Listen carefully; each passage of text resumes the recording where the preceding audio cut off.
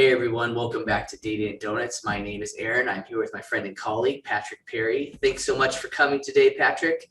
Patrick and I are going to be discussing a few things today, primarily related to financial aid data, our students, populations, and the like. But before we get into that, I would like Patrick to introduce himself. So please go ahead, Patrick.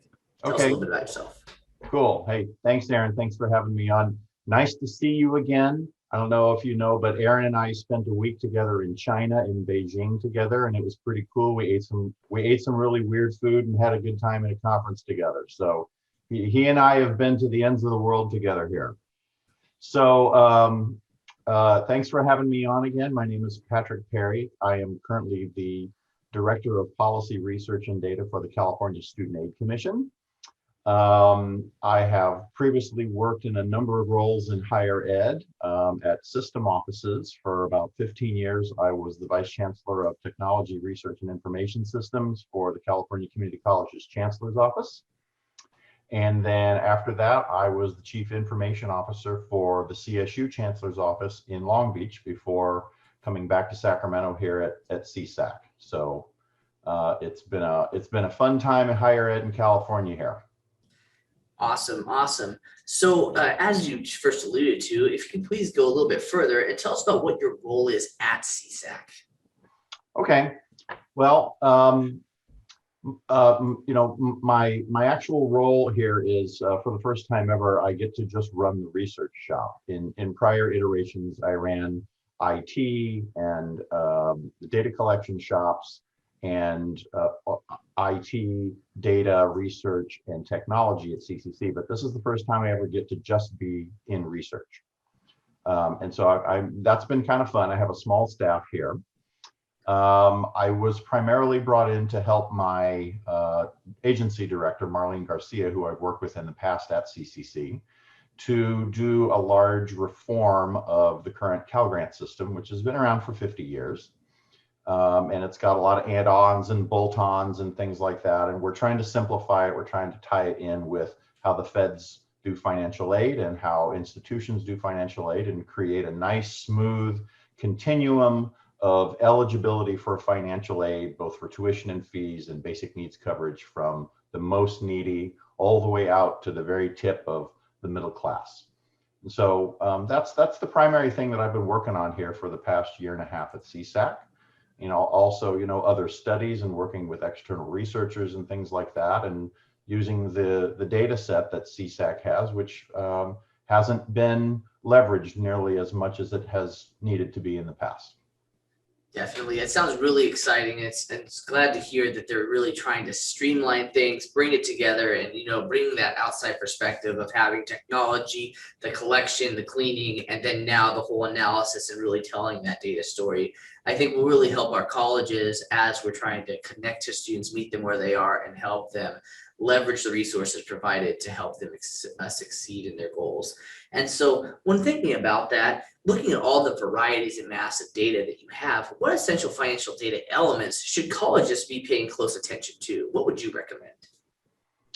So, colleges have very similar data than what CSAC gets. I mean, we get the financial aid records that come directly off of a FAFSA or a CADA submission, and CADA is the application for the Dreamers. And it's called the ICER record, and it has a lot of information about the student and a whole heck of a lot of information about their financial situation and their family's financial situation. So this is a rich piece of data and information. It's linkable. It does have a social security number on it. CSAC does get data also from the K-12 system. So we also have the SSID. So we have a crosswalk between those two. It's a natural link between a number of systems. Campuses should be looking at any number of things as it relates to these financial aid records. First of all, you want to look obviously at your FAFSA and CADA annual volumes of applications. You need to see where that's going. Obviously, you're trying to drive that number higher and higher. You're trying to get students from high school graduating classes to apply for the FAFSA or the CADA at higher and higher rates. And in fact, there is some budget language in this year's proposed budget that would require all high school students in K-12 to submit a FAFSA prior to graduating high school. So we definitely want to track that. There's some other things that colleges really should track, and that is what we refer to at CSAC as the paid rate. So, we determine eligibility of a student based upon this financial aid information from a FAFSA or a CADA as to whether they're eligible for a Cal Grant. Obviously, the feds use it to determine whether they're eligible for a Pell Grant. But paid rate actually gets into the ratio of students who are offered a Cal Grant and the actual number of students who are paid a Cal Grant. And there is a drop-off between those two for any number of reasons. Some of the things that colleges should be looking at are, a student on this record says, here's the college I want this information sent to, I'm going to go to X community college or X CSU, and you get that record. And then you need to see, did they show up? Things happen in the middle there. Summer melt happens. Sometimes you do get them enrolled, and then halfway through the term, they're asked to verify certain things in their financial aid form, and they don't complete that process. That's what we call verification melt, and that drops some students out. For community colleges specifically, a couple other things to look at. Promise grants, formerly known as bog fee waivers in my day, are used extensively in the community college system. But not everybody who gets Promise Grant is filling out a FAFSA. Not all of them are getting a Pell. And so there's actually quite a large population in the community college system who really are eligible for Pell, because really if you're eligible for a Promise Grant, you should be eligible for a Pell. So they get a Promise Grant, but they're not getting a Pell. And if they're not getting a Pell, they're not getting a Cal Grant either. And so you want to try and minimize that gap and get everybody in your system to fill out a FAFSA as well. And there's another small bit that does come into play uniquely for community colleges, and that is students go to multiple institutions in community college system, and sometimes they may not accumulate the number of units in one campus, but they're accumulating them across multiple campuses, and there's a lack of coordination between those two that needs to get a student to a threshold, I think, of at least 6 units to get at least partial Pell or partial Cal Grant. And so you want to make sure that students, that their units from other institutions are accounted for in that calculation. So those are some of the biggies that we look at and we think that campuses should be looking at as well. I think those are key components, a lot of them, of not just the applied, you didn't come to the college, but then also with that whole transition with the summer melt, in addition to the challenge with the FAFSA, the Cal Grants and the like. You're seeing that over and over, and really looking and collaborating with financial aid offices is what's needed, and how they utilize and emphasize this data will be a key component based on their outreach. And it's not just a single office's effort. It's going to be a whole cross-functional effort of an institution to really drive that forward. So those are some key data points. And as we're starting to tell this data story, what's your vision for CSAC? As you're saying, we're re-envisioning, we're creating this, we're streamlining it. What does that look like? And then how will this impact local colleges? And what will they be able to do to align or utilize your vision? Okay. Yeah, so when I got to CSAC, I took inventory of the data assets that were there. And the ability to match it elsewhere. Certainly the FAFSA ISA records are a rich asset, but they have some limitations on them. For instance, they don't have race and ethnicity in them. I've got a small staff, and I've always in the past leveraged relationships with folks at think tanks and at academic institutions.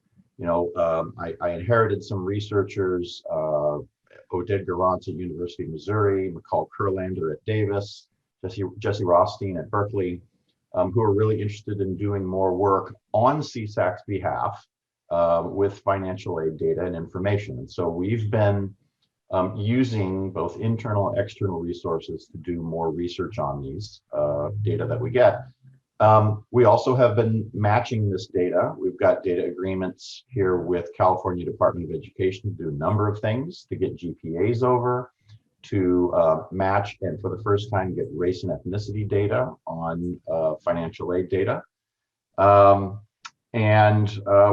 looking into other possible data matches. We've got one potential data match that we're doing with credit bureaus to actually look at debt accumulations and how they differ based upon how much student aid that they've gotten from CSAC and from federal sources. There's a work group that we're chairing right now. It's the student debt and loan work group. And although a Cal grant is a grant and a Pell grant is a grant, we're very concerned about the accumulation of student loans as well as a part of the financing, makeup of students.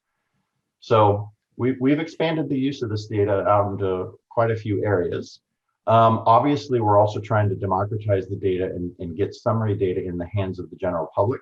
Just this past month, we put up a CSAC data mart, very similar to the CCC data mart, but still in its infancy stages. It was built in Tableau, and you can get on there right now and look up and see, what's the status of FAFSA and CADA submission rates and things like that.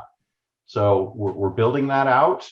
I like to crowdsource those efforts and put something out there and see what sticks, and then have people tell me, hey, it would be really cool if you built X, and then we can go and build X. Excellent, excellent. See, I feel that that's some really key deliverables and what we can build upon with our community of practice. And for all of our viewers and just everyone else, we'll make sure to include those links to our newly minted data mart or data repository or whatever we want to call it for CSAC. So then we can start utilizing that and collecting that feedback. That's awesome. And so really going to bonus question number 1 now is what's your favorite donut? We wouldn't be Data and Donuts without what's your favorite donut? Well, first of all, thanks for the donuts. I appreciate it.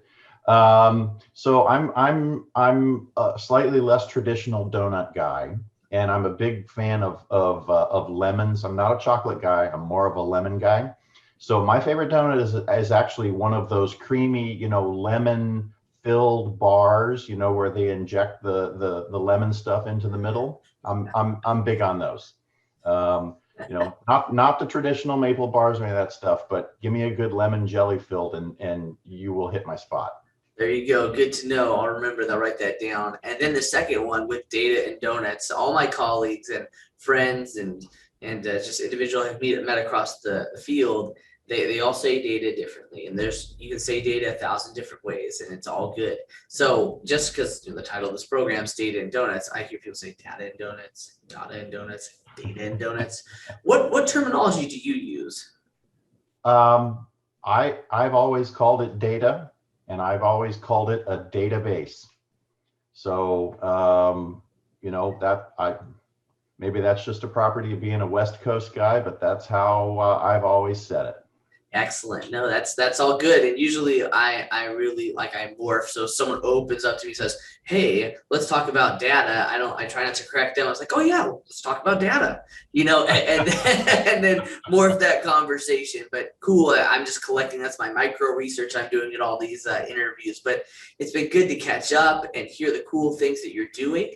And once again, thank you everyone for watching today, and please subscribe to this show, and we'll talk later. Thank you so much, Patrick, and thank you everybody for watching. Hey, thank you. Thanks for having me on.